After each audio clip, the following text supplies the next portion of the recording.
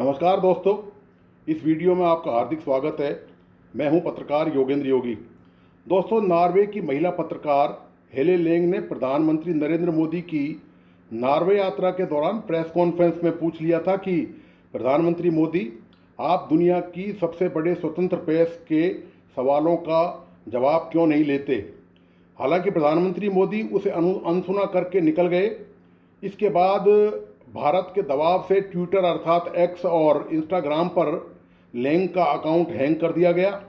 भारत के लगभग बिकाऊ और प्राय रीडविन हो चुके मीडिया में तो खैर ऐसा दुस्साहस करने की हिम्मत ही नहीं थी कि सवाल पूछा जाए, तो वो तो दूर की बात है, वो आंख उठाकर भी देख नहीं सकता।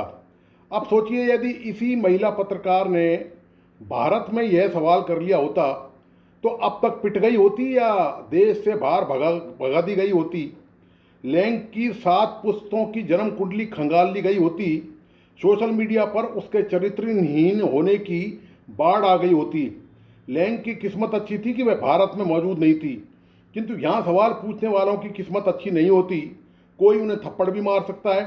जयपुर में कॉकरोच जनता पार्टी के संस्थापक अभिजीत दीपके के साथ यही हुआ। एक कार्यक्रम के दौरान दीपके को थप्पड़ मारा गया, अभद्रता की गई। हालांकि पुलिस ने इस मामले में 3 लोगों को हिरासत में ले लिया। गिरफ्तार आरोपियों में से एक भाजपा पदाधिकारी का भाई बताया जाता है।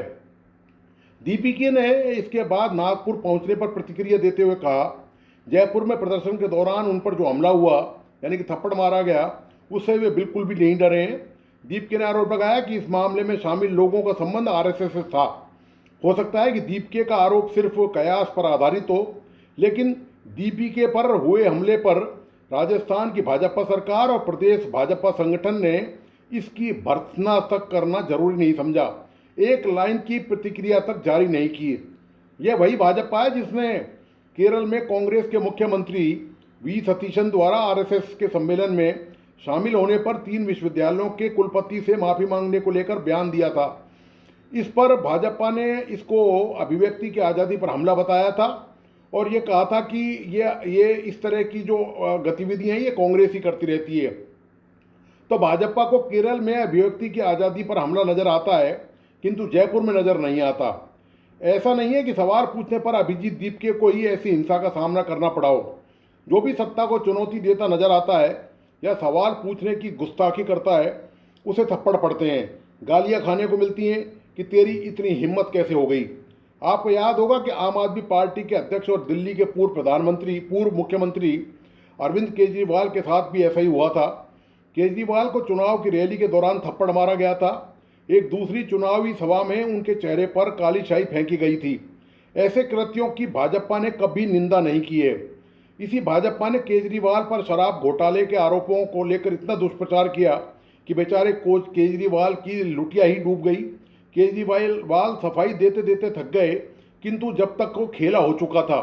दिल्ली के मतदाताओं ने झूठ को सच मान लिया और उनकी पार्टी को विधानसभा चुनाव में हरा दिया।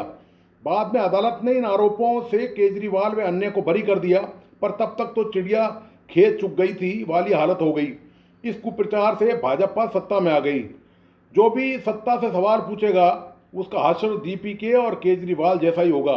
मसलन उन्हें थप्पड़ मारे जाएंगे, चेहरे पर कालिक पोती जाएगी। केजरीवाल और दीपके किस खेत की मूली हैं, सवाल पूछने पर सत्ता सुप्रीम कोर्ट तक को नहीं बख्शती है। अब अवमानना के भय से सत्ता सुप्रीम कोर्ट का सीधे तो कुछ नहीं बिगाड़ सकती, परंतु उसकी बदनामी तो करवाई सकती है। एनसीईआरटी की बुक में न्यायपालिका में भ्रष्टाचार का चैप्टर शामिल कराया गया। सुप्रीम कोर्ट को इसका पता चल गया तो सारा भंडाफोड़ हो गया। कोर्ट ने ऐसा करने वालों को नहीं बख्शने की धमकी दी तो चैप्टर हटाकर माफ़ी मांग ली गई और कोर्ट से पीछे छुड़ाया गया। इससे पहले भी सुप्रीम कोर्ट के पर कतरने के प्रयास किए जा चुके हैं। कारण सुप्रीम कोर्ट द्वारा केंद्र सरकार के खिलाफ दिए गए फैसले। इसका तरीका निकाला गया क्यों ने अपनी मनपसंद के जज ही हाई कोर्ट और सुप्रीम कोर्ट में फिट करा दिए जाएं, ताकि ये झमेला ही मिट जाए। इसका संसद में बाकायदा कानून भी बना दिया गया, किंतु सुप्रीम कोर्ट ने सरकार के मंसूबों पर पानी फेर दिया, इस कानून को निरस्त कर दिया। अब आप ही सोचिए, जो सत्ता सुप्रीम कोर्ट जैसी ताकतवर संवैधानिक संस्था के पर कतरने की कोशिश कर सकती है, वो केजरीवाल या दीपके जैसों का क्या हाल कर सकती है। ज़्यादा कुछ नहीं, तो इन पर थप्पड़ तो पड़वा कर और शाही पुतवा कर इन्हें हतोत्साहित तो कर ही सकती है। इस काम में सत्ता पूरी ताकत से लगी हुई है। पिछले एक दशक में राजनेताओं और सरकारों की आलोचना पर 405 भारतीयों के खिलाफ राजद्रोह के केस दायर किए गए, जिनमें से 96% मामले साल 2014 में नरेंद्र मोदी सरकार में आने के बाद दर्ज किए गए। वेबसाइट आर्टिकल 14 ने 1 जनवरी 2010 से 31 दिसंबर 2020 के बीच दायर राजद्रोह के मामलों को ट्रैक करके ये डाटा जारी किया है।